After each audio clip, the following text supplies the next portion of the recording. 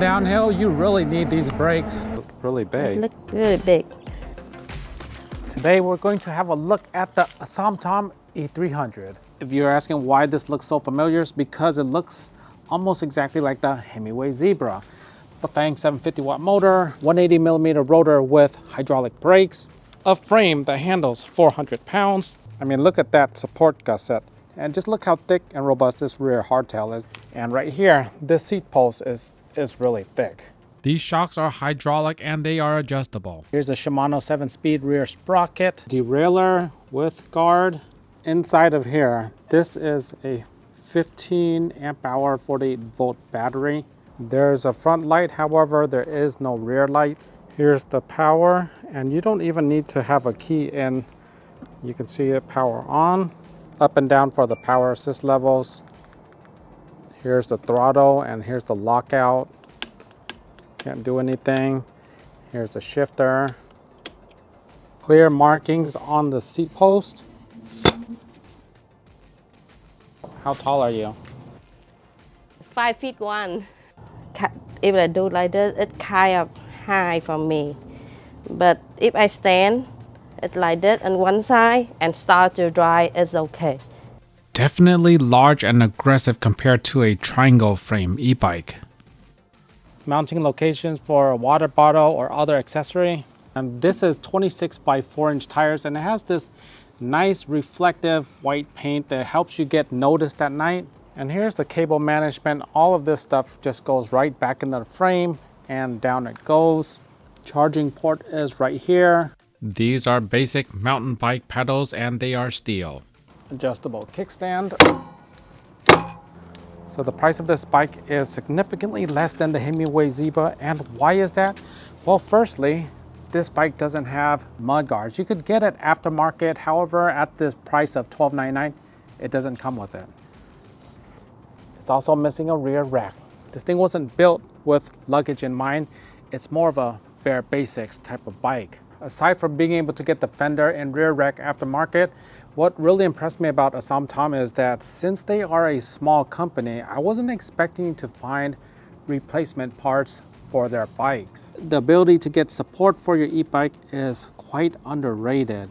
There's just some peace of mind knowing I could get another motor, knowing I could get another controller or throttle. Look, I'm not saying that I'm gonna break this or anything. I'm just saying that I'm one of those cursed ones that is known to break stuff. All right, let's go for a test ride. The Asomtom E300 is a large bike. As you can see, it is quite difficult to load even in a minivan. It comes in at 79 pounds. Definitely not a lightweight and can be an issue for some carriers. As luck may have it, my very first ride with this bike goes into an exciting puddle of mud. That's right, I ran into a puddle of mud and I was splashing everywhere, and so I had to discontinue this ride and regroup at home. Even though the battery claims to be weather sealed and watertight, it's probably not the best idea to wash your bike like this because there's a lot of electronic components. Do not try this at home.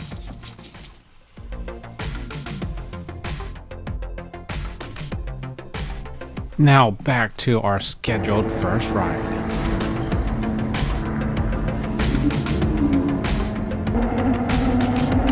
Going downhill, you really need these brakes. This is a steep hill because it's at the beach. Can I ride in this area? Let's go. This is a wood chip trail and it is quite soft, arguably too soft because of the rain. No problem at all. This is doable. A little bit further.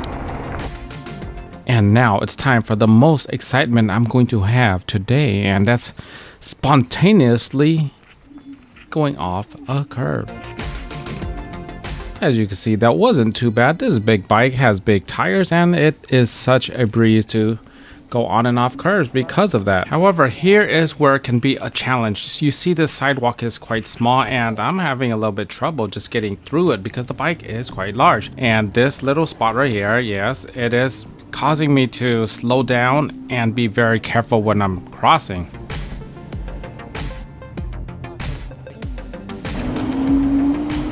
The beach is crawling with e-bikes. There's a Jetson Hayes. There's a cargo bike back there. Yeah, this is like the dream, the best place to ride. Oh, excuse me.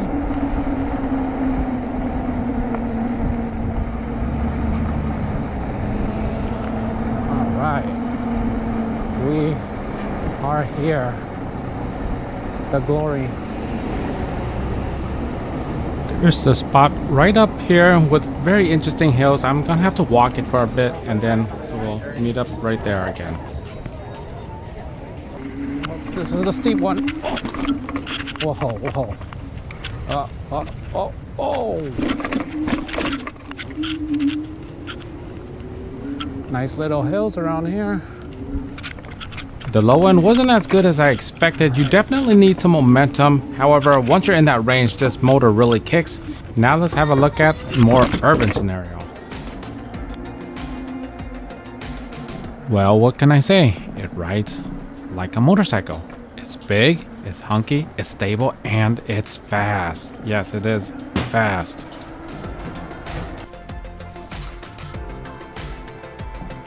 The shocks, they do a good job, and if you want it more aggressive, you can do a lockout and go flying if you want. I'm just a middle-aged man and I like my soft, comfortable rides. Next up, let's test the brakes. I'm gonna try my best to stay at 20 miles an hour because I want to keep my brake test consistent throughout these videos. And as you can see, unfortunately I went over 20 because it just got there a bit too fast for my liking. 180mm rotors with hydraulic brakes. This is what you can expect from that. Alright, this one is a little bit different, alright? It's because at past 0, there is no throttle. It's completely cut off. And however, when you're at past 1 or greater, you can throttle all the way up to the full speed. Okay, so that's different. So we're gonna be testing pedal only in PAS 1. So I'm not gonna use the throttle at all.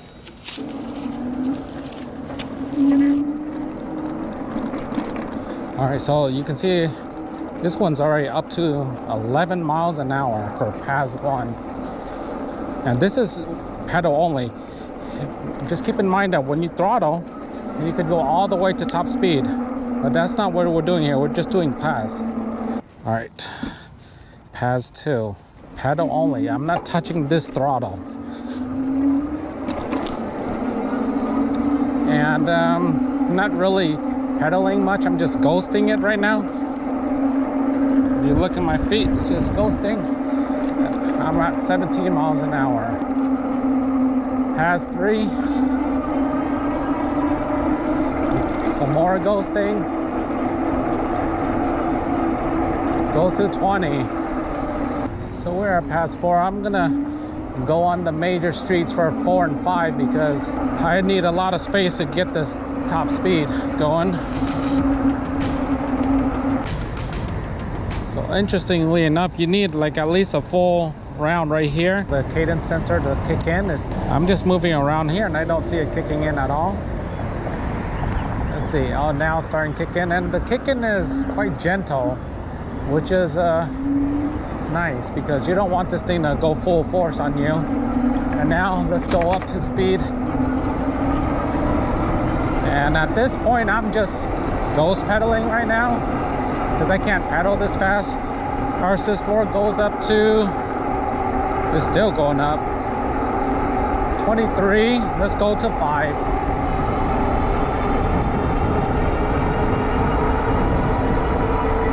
Is going up to 29. Okay, now we'll just do throttle only. Oh, I got the right of way. So let's go. 17, 8, 19, 20, 22, 24. This is throttle only. 27, 28. 29. That's about it. So it depends if you're full power could probably get to 31 like I did previously. If not, then this is with a lot of juice already used. Around 29 with a lesser battery. Oh shoot, 31, never mind. Okay, so it just takes a bit of time. Next up is this hill test, and it's a very steep grade of 15%. Can this very big bike get up the hill without issues? Let's find out. Okay, power assist 5, here we go.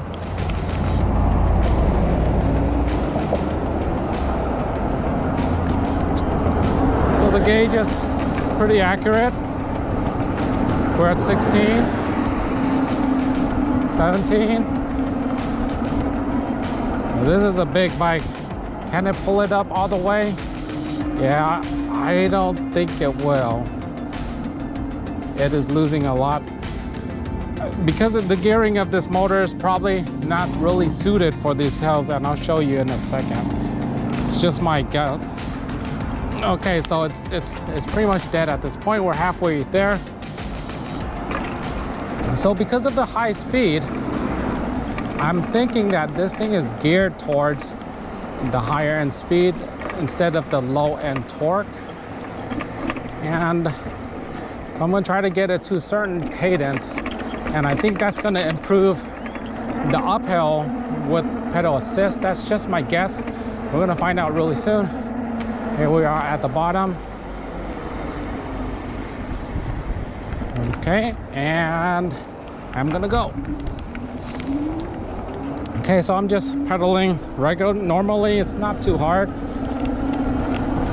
I'm still on pass 5 and I'm starting to run out already. Okay, so it does feel really easy pedaling right here. I'm just sitting in my seat.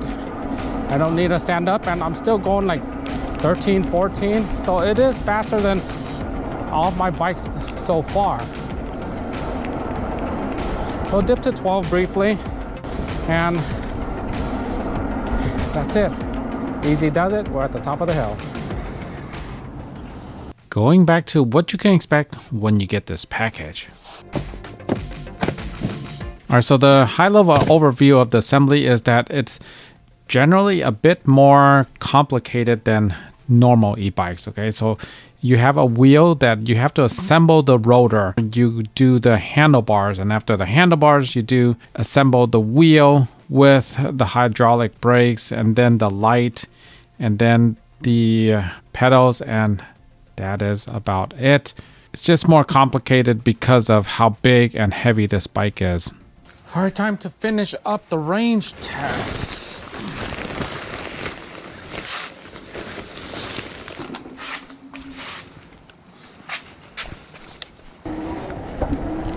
So this is a 48 volt 15 amp hour battery. I'm expecting to get 25 miles of range, and it's performing pretty well, and as I expect. What I didn't expect is at the end of this range, so it's going to take quite a while, of course, because getting to 25 mile plus, it just takes a lot of riding. But once I got there, there was something that surprised me. There is some sort of limp mode that it only feeds you the power when it feels like it. You can stop it, and once you start riding again, it occasionally gives you a bit of boost of power.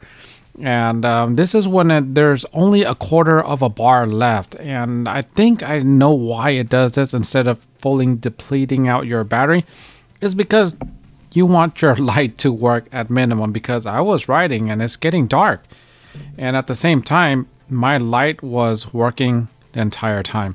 Keep in mind, this thing has been everywhere. It's been to the sandy beaches, it's been to the bark-filled trails, and it's been all over the city. What I don't show you off camera is that I failed the hill tests 2 times prior because I didn't hit record, and because I didn't have my phone on me to check the speedometer. Yeah, that type of stuff happens all the time. So the battery is depleted and it's been worked very hard. So getting 27 miles is not a bad thing at all.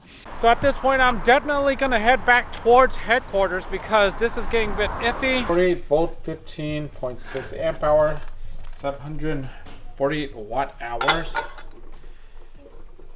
And it went a full revolution, making it over 11 pounds and 5 kilograms. A day later, this is after charging it for 6 to 8 hours. I checked and it took 870 watt hours to charge this 748 watt hour battery. That is in line with what is expected, and in line is a good thing considering fake batteries exist. Final thoughts: if you're looking for an e-bike that is highly visually appealing, that is quick and powerful, the Asomtom E300 gets you there, and for a much lower price than the competing alternative. Assembly was a bit more involved than usual, however it wasn't too difficult. It would have been nice if the e-bike had more low-end torque, however the top speed is certainly fantastic and is a trade-off. Yeah, as long as it's not the 15-degree grade, the hill is really nothing. The Asomtom E300 is a very well-made bike with just enough attention in all the right places. The battery at 15 amp hours is more than respectable. The hydraulic brakes do a good job taming the beast, and the 400-pound frame capacity gives you peace of mind. However, all of this comes at a cost of weight and size of the e-bike. It's quite massive and heavy, coming in at 79 pounds. If you're one that likes accessories, spend that extra and get the model with the fenders and rear rack. Overall, the Asomtom E300 is an amazing e-bike with not many drawbacks. It's bold and it's unapologetic. Anyhow, that's all I have for today. Hope you enjoyed the video. Be sure to like, subscribe, share. See you in the next one. Take care.